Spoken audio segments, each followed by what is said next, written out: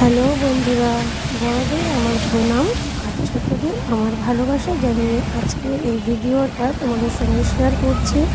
আমরা সবাই জানি ভোরবেলা কত বৃষ্টি হয়েছে, প্রচুর বৃষ্টি, প্রচুর।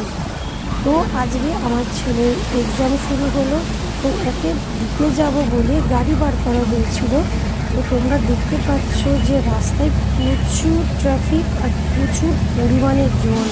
আমরা আমরা ঠাকুরকে ডাকতে ডাকতে রাস্তা দিয়ে যাচ্ছি, মানে স্কুলের গেটটা যেন বন্ধ না হয়ে যায়। বন্ধ হয়ে গেলে তো বাচ্চাটা স্কুলে ঢুকতেই পারবে না।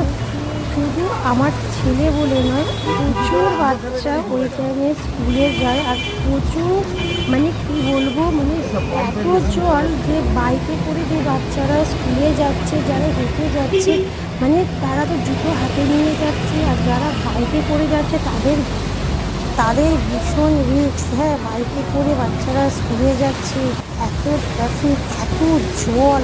আমি খালি ভাবছি যে কত সবাই যেন ভালোভাবে স্কুলে পৌঁছে যায়।